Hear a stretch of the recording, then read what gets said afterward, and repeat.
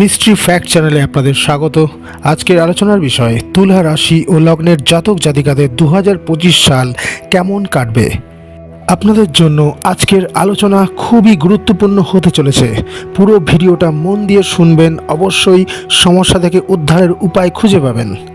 যারা নতুন আছেন চ্যানেলটিকে সাবস্ক্রাইব করে বেল আইকনটি প্রেস করে দেবেন, প্রতিটা ভিডিওর আপডেট আপনাদের কাছে পৌঁছে যাবে। ভালো লাগলে লাইক শেয়ার কমেন্ট করে জানাবেন। শুরু করছি আজকের বিষয়।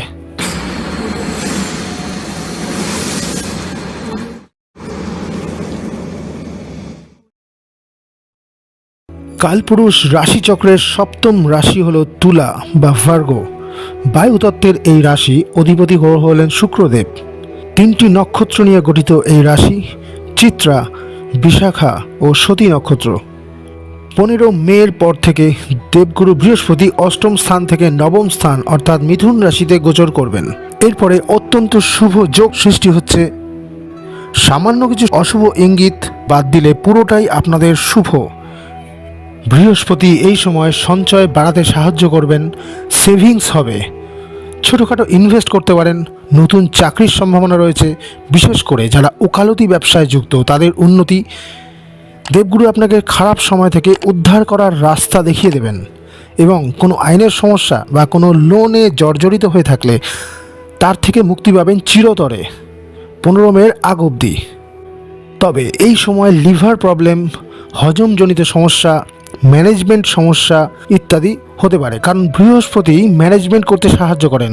তাতে কিছু সমস্যা দেখা দিতে পারে, আর্গুমেন্ট হতে পারে, কথা কাটাকাটি, সেটা ঘর, পরিবার, কর্মস্থান, যে কোনো জায়গায় হতে পারে। এই ছোটোখাটো বিষয়গুলো খেয়াল রাখবেন।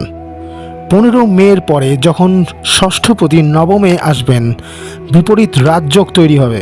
সব রকম ইচ্ছা পূরণ হতে চলেছে, সাথে বিবাহ যোগ তৈরি হচ্ছে।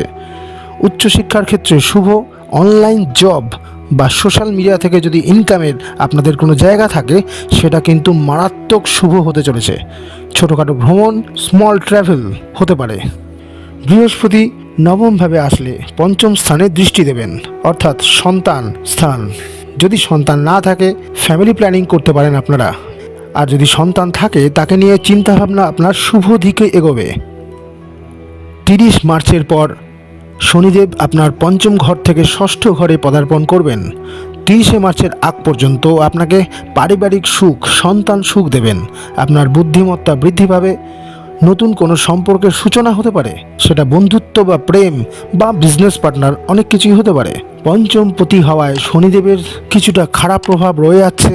বদনাম বা ক্ষতির আশঙ্কা দেখা যাচ্ছে। বুদ্ধি ভ্রংশ হওয়া চান্স, কাজ কিছুটা আটকে যাওয়ার সম্ভাবনা। তবে মোটের ওপর খুব বিশাল কোনো ক্ষতি আপনাদের হবে না। 30 মার্চের পরে ষষ্ঠ ঘরে এসে শনিদেব 12th হাউস বা দ্বাদশ ঘরে দৃষ্টি দেবেন। তার ফলে একটু কথা কাটাকাটির সম্ভাবনা থাকবে, কিন্তু নতুন কর্মপ্রাপ্তির সম্ভাবনা। অনেক দিনের পুরনো রোগ যদি থেকে থাকে সেটা ভালো হওয়ার জন্য যোগাযোগ তৈরি হবে নতুন একটা। সব থেকে বড় কাজ হবে আপনার এই 2025-এ কোনো লোন থাকলে তার থেকে চিরতরে মুক্তি, রোগ থেকে মুক্তি এবং শত্রু নাশ। শত্রুরা আপনার সামনে মাথা তুলে দাঁড়াতে পারবে না। ইনকাম বৃদ্ধি পাবে, বিদেশ যাওয়ার সুযোগ আসতে পারে এবং জ্ঞান অর্জনের দিকে আপনার ঝোঁক বাড়বে।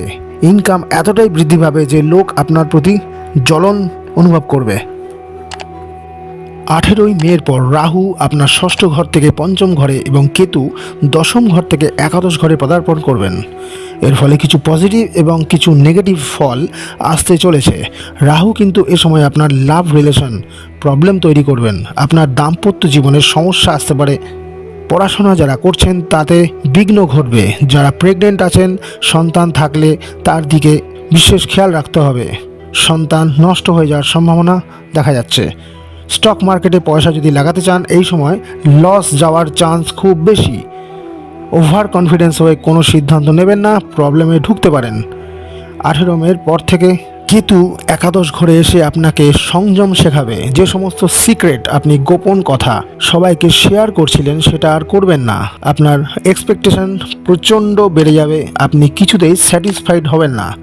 পিতার শরীরের দিকে একটু নজর রাখতে হবে।